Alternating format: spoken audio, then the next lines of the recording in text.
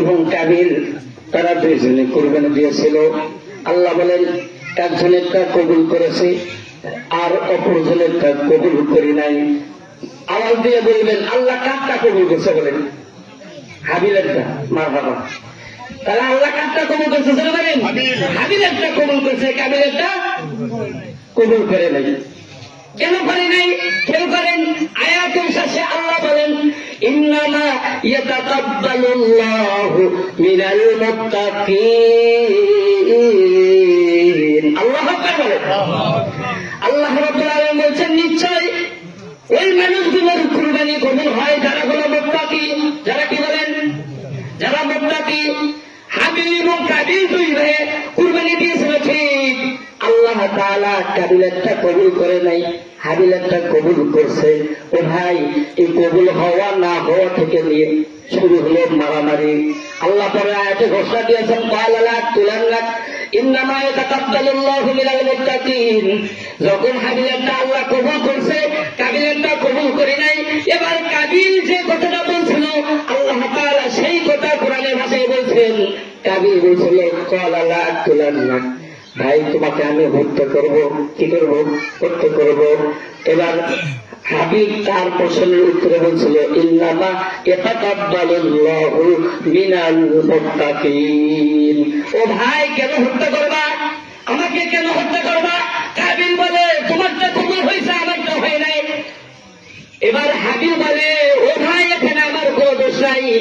আল্লাহ তো কবুল করেন কেবলমাত্র শুধুমাত্র যারা মুত্তাকি ব্যক্তি তাদের কুরবানিটাই আল্লাহ কবুল করে। ও ভাই, তারপরে আয়াতে আল্লাহ তাআলা চমৎকার করে বলছেন এবার কাবিলকে হাবিল যে কথাটা বলছেন আল্লাহ কোরআনের ভাষায় সেই কথা উল্লেখ করছেন। এবার হাবিল বলছিল লাইন বাসাদতা ইলাইয়া ইয়াদাকা লিআকতুলানি মা আনা বিমাসিতি ইয়াদি ইলাইকা লিআকতুলাক ইন্নী আখাফুল্লাহ রাব্বাল আলামিন। আল্লাহু আকবার বলেন। হাবিল তার ভাইকে ডাক দিয়ে বলল ভাই, তুমি যদি আমাকে হত্যা করার জন্য তোমার হাত আমার দিকে প্রসারিত করো তাহলে মা আলা বিবাসিতি ইয়াদিয়া ইলাইকা লিয়াকতুলাক, আমি কিন্তু তোমাকে হত্যা করার জন্য আমার হাত তোমার দিকে প্রসারিত করব না। মা আলা বিবাসিতি ইয়াদিয়া ইলাইকা লিয়াকতুলাক ইন্নী আখাফুল্লাহ রাব্বাল আলামিন। কেননা আমি তো আমার মাওলাকে ভয় করি। কাকে ভয় করে জোরে বলেন? আরো জোরে বলেন কাকে? হাবিল বলে আমি তো আমার মাওলাকে ভয় করি, এই জন্য তুমি যদি হত্যা করতে চাও হত্যা করো, আমি কিন্তু তোমাকে হত্যা করব না। ইন্নী উরিদু আন তাবুআ বিইসমি ওয়া ইসমিকা ফাতাকুনা মিন আসহাবিন নার ওয়া যালিকা জাযাউয যালিমিন। একটু ঠিক আছে, অন্যায় ভাবে কেউ যদি কাউকে হত্যা করে তাহলে তার শেষ পরিণতি কি হয়? এখানে হাবিলের কথা আল্লাহ কোরআনের ভাষায় বলছেন। মনে রাখতে আল্লাহ বলছেন ইন্নী উরিদু আন তাবুআ বিইসমি ওয়া ইসমিকা ফাতাকুনা মিন আসহাবিন নার ওয়া যালিকা জাযাউয যালিমিন। হাবিল বলছিল যে আমি কি ইচ্ছা করছি, আমার তো মনে রাখতে ইচ্ছে তুমি আমাকে হত্যা করবা, আর হত্যা করার পরে আমার যত পাপ আছে সবগুলো তোমার কাঁধে লইয়া তুমি জাহান্নামে চলে যাবে। নাউজুবিল্লাহ বলেন। ফাতাকুনা মিন আসহাবিন নার, তুমি জাহান্নামে হয়ে যাবা। আর ওয়াযালিকা জাযাউয যালিমিন, যারা জালেম হয়, অন্যায় ভাবে কাউকে ক্ষতি করে, অন্যায় ভাবে কারোর উপর জুলুম করে, তাদের পরিণতি, তাদের শেষ ঠিকানাই হলো জাহান্নাম। নাউজুবিল্লাহ। তারপরে আল্লাহ বলছেন ফাতাওয়াত লাহু নাফসুহু কাতলা ফীহি ফাকাতালাহু ফাআসবাহা মিনাল খাসিরিন। এবার কাবিলের নফসটা তাকে উদ্যত করলো তার ভাইকে হত্যা করার জন্য। ফাকাতালাহু, নফস যখন উদ্যত করছে এবার কাবিল তার ভাইকে হত্যা করে ফেলাইছে। নাউজুবিল্লাহ বলেন। আর জোরে বলেন নাউজুবিল্লাহ। ফাকাতালাহু, সে কি করলো? তার ভাইকে হত্যা করে ফেলল। ফাআসবাহা মিনাল খাসিরিন, হত্যা করার মাধ্যমে সে ক্ষতিগ্রস্তদের অন্তর্ভুক্ত হয়। এবার হত্যা করার পর যেহেতু সর্বমুক্ত হত্যা, এখন কবরে রাখবে, মাটির নিচে রাখবে না মাটির উপরে রাখবে, কোনো বুদ্ধি পারে না।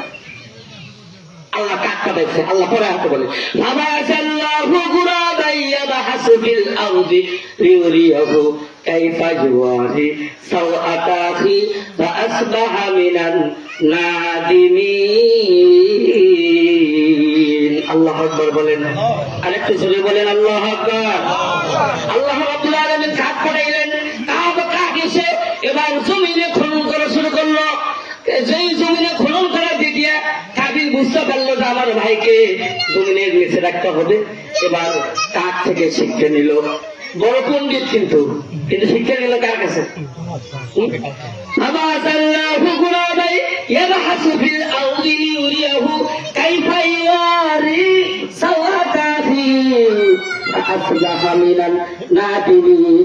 বড় লজ্জিত হয়ে গেল যে সর্বনাশ, একটা কাঠের কাছ থেকে শিক্ষা হইতেছে, আমার ভাইকে আমি কি করব? যাই হোক, বলতেছিলাম কুরবানি এটা নতুন কোনো বিষয় নয়, পৃথিবীর শুরু থেকে চলে আসতেছে, লম্বা চওড়া ইতিহাস। শর্টকাটে বলি, এমনি ভাবে আস্তে আস্তে আমাদের জাতির পিতা হযরত ইব্রাহিম আলাইহিস সালাতু ওয়াস সালামের জীবনে চলে আসলো। ইব্রাহিম আলাইহিস সালাতু ওয়াস সালাম আল্লাহ তাআলার কাছে দোয়া করেছিলেন, লিখতে বলছে সূরা সাফফাতের 100 নম্বর আয়াতে আল্লাহ তাআলা ঘোষণা দিয়েছেন, ইব্রাহিম আলাইহিস সালাতু ওয়াস সালাম আল্লাহ তাআলাকে ডাক দিয়ে বলছিলেন, রব্বি হাবলি মিনাস সালিহিন, আল্লাহ তুমি আমাকে একটা নেককার সন্তান দাও, নেককার পরেশগার একটা সন্তান দাও। কি সন্তান চাইছে বলো? নেককার, ছেলে হোক বা মেয়ে হোক, সন্তান যদি নেককার হয় তাহলে সৌভাগ্য। তাহলে কি আমরা মুনাজাত করলি বলি, আল্লাহ এত মেয়ে সন্তান চাইলে ছেলে দাও, কি দাও? ছেলে দাও। যখন আল্লাহ ছেলে দিয়েছে, কিছুদিন পরে যখন ওই সন্তান কথা শুনে না, বাবা মাকে ভাত দেয় না, এবার আল্লাহ একে দেওয়া স্যার না দেওয়াই ভালো আসলো, কি করে দেওয়া স্যার না দেওয়াই ভালো আসলো। অথচ ওই সন্তান আল্লাহ তাআলার কাছে কত চাইয়া নিয়েছে তার ঠিক নাই। এরকম হয় কিনা বলে? এই জন্য কি সন্তান চাইতে হবে? ইব্রাহিম আলাইহিস সালাম শিখিয়ে গিয়েছেন, রব্বি হাবলি মিনাস সালিহিন, আল্লাহ গো আমাকে একটা নেককার সন্তান দাও। আল্লাহ পরের আয়াতে ঘোষণা দিয়েছেন, ফাবাশশারনাহু বিগুলামিন হালিম। আল্লাহু আকবার বলে। আল্লাহ রাব্বুল আলামিন সহনশীল, ধৈর্যশীল, বুদ্ধিমতী, জ্ঞানী, সুন্দর একটা সন্তানের সুসংবাদ দিলেন। সুবহানাল্লাহ বলেন। সেই সন্তানের নাম হলো হযরত ইসমাঈল আলাইহিস সালাম। সন্তান দুনিয়াতে আগমন করলেন, পরে আবার দীর্ঘ লম্বা চওড়া ইতিহাস, নাকি জমজম পর্যন্ত চলে যাবে। যাই হোক, আস্তে আস্তে সন্তান বড় হওয়া শুরু হলো। সন্তান যত বড় হয়, সন্তান যখন বাবা বলে রাখতে পারে, সন্তান যখন বাবার সাথে কাজের সহযোগিতা করে, তখন কিন্তু সন্তানের সঙ্গে আলাদা একটা মহব্বত সৃষ্টি হয়। এমন সময় আল্লাহ রাব্বুল আলামিন হযরত ইব্রাহিম আলাইহিস সালামকে আবার পরীক্ষায় ফেলাইলেন। আল্লাহ রাব্বুল আলামিন পরে আয়াতে বলছেন, ফালাম্মা বালাগা মাহু সায়া ক্বালা ইয়া বুনাইয়া ইন্নী আরা ফিল মানামি আন্নী আযবাহুকা ফানজুর মাযা তারা।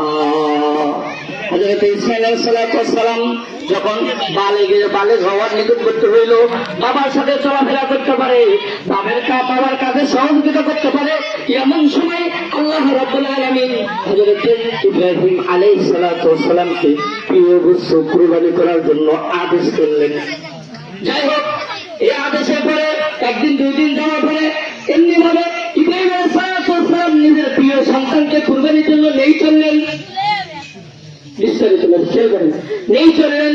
এবার জায়গা মতো যাওয়ার পরে সন্তানকে ডাকতে বলে, ইয়া বুনাইয়া ইন্নী আরা ফিল মানাম আন্নী আযবাহুকা ফানজুর মাযা তারা।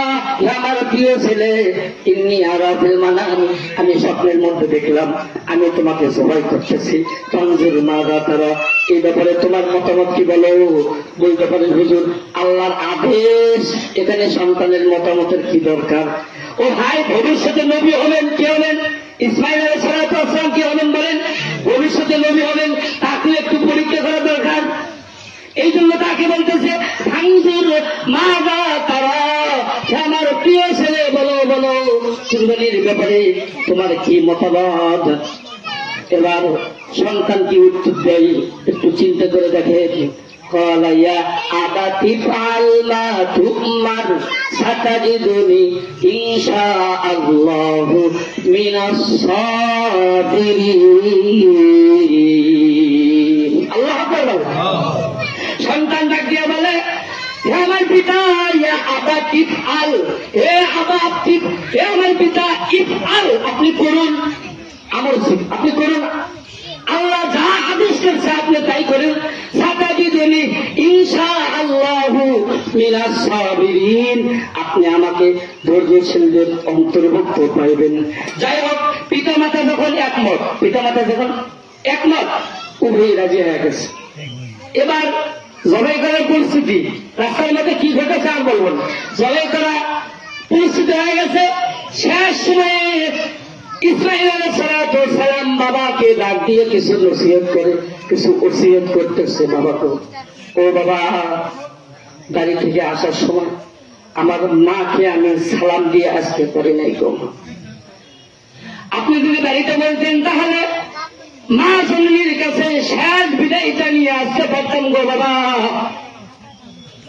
বাড়িতে গিয়ে আমার পক্ষ থেকে আমার মাকে একটু সালাম জানাইবেন বাবা গো। দ্বিতীয় ওসিয়ত হলো, আপনি যখন আমরা জবাই করবেন ছুরিটা একটু ভালো করে ধার দিয়ে নিন, কারণ আমি শুনেছি মৃত্যুর যন্ত্রণা বড় কঠিন। ছুরি যদি ধারালো হয় তাড়াতাড়ি আমার কল্যাণটা দেহ থেকে আলাদা হয়ে যাবে। আরো নসিহত করছেন যে আমার পিতা আমার রক্ত মাখার কাপড়টা লইয়া আমার মা কিনা দিলেন, আমার কথা স্মরণ হলে মা যেন আমার কাপড়টা দেখিয়ে আমার কথা মনে করিয়া ধৈর্য ধারণ করতে পারে। আমার পিতা, আপনি যখন আমার জবাই করেন আমার হাত পা গুলো শক্ত করে বাঁধবেন, কারণ হলো আমি যদি যখন জবাই করবেন পাটা যদি হঠাৎ আপনার শরীরে লেগে যায় তাহলে বড়ই ব্যাধি হয়ে যাবে। ও ভাই, একটু খেয়াল করেন, যাদের সন্তান আছে তারাই শুধু বুঝতে পারবে এটা কেমন মুহূর্তে। নিজের হাতে নিজের সন্তানকে কুরবানি করা সাধারণ কোনো বিষয় নয় রে ভাই। ইব্রাহিম আলাইহিস সালাতু ওয়াস সালাম সন্তানকে জড়াইয়া ধরে গালে মতো চুম্বন দিয়ে এবার রেডি হয়ে গেছেন কুরবানি করবেন। সন্তানকে শোয়াইয়া নিজের সমস্ত শক্তি দিয়ে ছুরি চালাইতেছে। বাবা ভাইয়া সন্তানের গলায় ছুরি চালাইতেছে, যখন আসমান জমিনে কম্পন শুরু হয়ে গেছে, কিতাবের মধ্যে আছে আসমানের ফেরেশতারা পর্যন্ত কান্না শুরু করছে, পশু পাখিরা পর্যন্ত কান্না শুরু করছে যে আল্লাহ পিতা পুত্রকে এটা কেমন পরীক্ষায় ঢালাইলেন। ইব্রাহিম আলাইহিস সালাম নিজের সমস্ত শক্তি দিয়ে ছুরি চালায়, কিন্তু অর্ডার করছে আল্লাহ যে খবরদার ছুরিরে ইসমাঈল আলাইহিস সালামের গলা কাটা তো দূরের কথা, তার গলার জন্য একটা পশম না কাটে। অর্ডার কার বলেন? আরো বলেন, অর্ডারটা কার? আল্লাহ যা অর্ডার করছে তাই হলো। এবার ইব্রাহিম আলাইহিস সালাম মনে করছে ছুরি বান্ধা হাল নাই, পাথরে বেড়াইতেছে, পাথর পর্যন্ত টুকরো হয়ে গেছে, আবার চালাইতেছে। এবার ইসমাঈল আলাইহিস সালাম বলতেছে, আব্বু গো, আপনি আমাকে উপর করে শোন, চুপ করে শোয়াইছেন, মনে হয় আমার চেহারার দিকে আপনার দৃষ্টি পড়ার কারণে একটু মায়া লাগে, এজন্য মনে হয় আপনি আমাকে জবাই করতে পারতেছেন না, উপর করে শোয়া। এবার উপর করে শোয়াইছে যে আল্লাহ তাআলা কোরআনের ভাষায় বলছেন যে ওয়াতাল্লাহু লিল জাবিন। ইব্রাহিম আলাইহিস সালাম ইসমাঈলকে এবার উপর করে শোয়াইয়া আবার ছুরি চালাইতেছে, এতই স্পিড এত শক্তি দিয়ে চালাইতেছে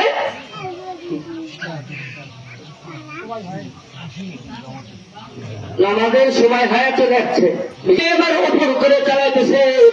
আল্লাহ তাআলার কাছে পছন্দ হয়েছে গিয়েছে। কোরআনের ভাষায় আল্লাহ বলেন ওয়ানাদাইনাহু আইয়া ইব্রাহিম قد صدقت الرؤيا إنا كذلك نجزي المحسنين। আল্লাহ বলেন আমি ইব্রাহিমকে ডাক দিলাম, ডাক দিয়ে বললাম কদ সাদ্দাকতার রুইয়া, ও ইব্রাহিম তুমি তোমার স্বপ্নকে সত্যই পরিণত করেছো, বাস্তবায়ন করেছো। এখানে খেয়াল করেন, একটা প্রশ্ন হতে পারে তা আল্লাহ ইচ্ছা করলে তো সরাসরি অর্ডার দিতে পারতেন যে তুমি তোমার সন্তানকে কুরবানি। আল্লাহ সরাসরি না বলে স্বপ্নের মাধ্যমে কেন বলেন? তাফসীরের কিতাবের মধ্যে লেখছে আল্লাহ যদি সরাসরি অর্ডার করতো তাহলে সন্তানের কে কুরবানি, কারণ তখন ওদের ফরজ হয়ে যাইত, অবশ্যই সন্তানকে কুরবানি করতে হবে। আল্লাহ তাআলার হিকমত বোঝা বড় কঠিন নাকি? আল্লাহ তাআলার ইচ্ছা এখানে ইসমাইল আলাইহিস সালামকে কুরবানি করা নয়, এখানে মূল উদ্দেশ্য হলো ইব্রাহিম আলাইহিস সালামের পরবটা দেখা, অন্তরটা দেখা, নিয়তটা দেখা যে আমাকে কেমন ভালোবাসে নাকি সন্তানকে ভালোবাসে। কারণ যদি সন্তানের উদ্দেশ্য হতো তাহলে সরাসরি জিবরাইল আলাইহিস সালামের মাধ্যমে অর্ডার করতেন, ইব্রাহিম তোমার সন্তানকে কুরবানি করো। তা না করে আল্লাহ তাআলা বারবার স্বপ্নের মাধ্যমে জানাই দিয়েছেন। তার প্রমাণ হলো ইসমাইল আলাইহিস সালাম যখন ছুরি চালাতেছেন, আল্লাহ তাআলা জান্নাত থেকে জিবরাইল আলাইহিস সালামের মাধ্যমে একটা দুম্ব পাঠাইছেন, দুম্ব নিয়ে আসতেছেন। জিবরাইল আলাইহিস সালাম মনে করতেছে যে আমার ভয় হয় আমি যাওয়ার আগে যদি ইসমাইল আলাইহিস সালামের দেহটা আলাদা কাল্লাটা আলাদা হয়ে যায়, এই জন্য আমি এই ভয়ে তাকবীর দিতে দিতে আসি। আল্লাহু আকবার, আল্লাহু আকবার, আল্লাহু আকবার। এবার যখন জিবরাইল আলাইহিস সালাম তাকবীর দিয়ে আসতেছেন, ইসমাইল আলাইহিস সালাম পাশে দাঁড়ায় আছেন। ইব্রাহিম আলাইহিস সালামও চোখ খুলে দেখে যে আমার সন্তান কুরবানি হয় নাই, বরং একটা পশু কুরবানি হয়েছে। এই জন্য ইব্রাহিম আলাইহিস সালামও খুশি হয়েছে।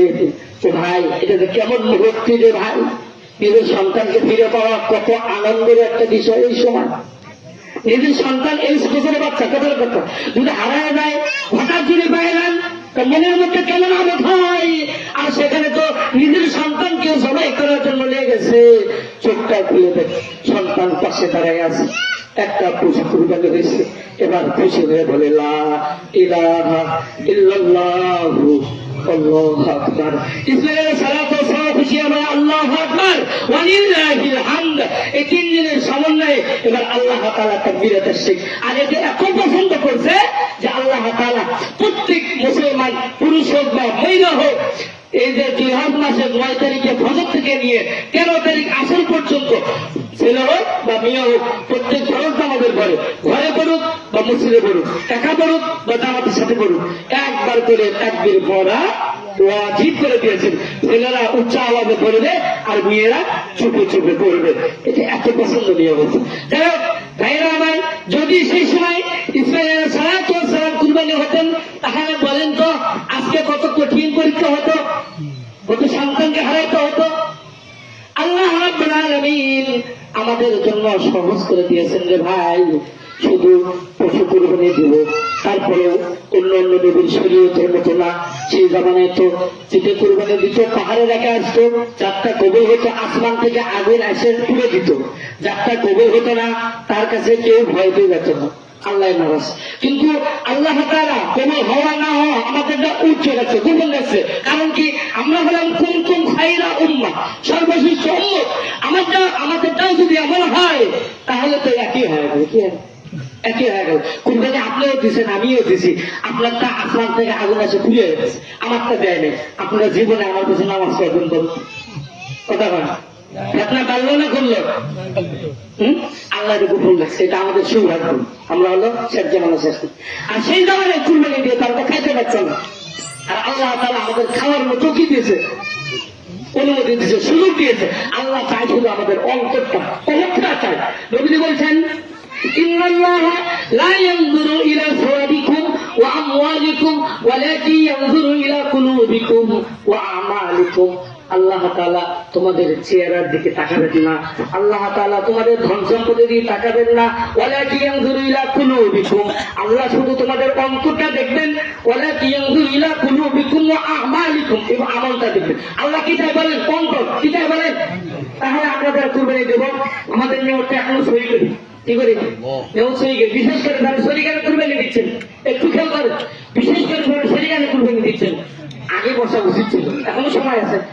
কুরবানি দেওয়ার আগে নিয়োগ করে পারেন যে ভাই নিয়োগটা খালেস আল্লাহ ধরে করি, কারণ খালেস আল্লাহ নিয়োগটা এরকম করবেন, তার উপর অজীব আছে, তার পক্ষ থেকে আল্লাহর নামে করবেন। তার পক্ষ থেকে সমাজের মধ্যে একবার বাপের নামে দেয়, একবার মায়ের নামে দেয়, নিজের নাম নেই, অর্থাৎ নামটা আল্লাহ, কিন্তু এটা দেয় কি দেয়, সমাজের মধ্যে দেয় যে যতবার বাপের নামে দিচ্ছে, মানে বাপের পক্ষ থেকে দিচ্ছে, এবার মায়ের পক্ষ থেকে দিবে। তাহলে ভাই আপনার উপর যে অজীব হচ্ছে সেটা কি?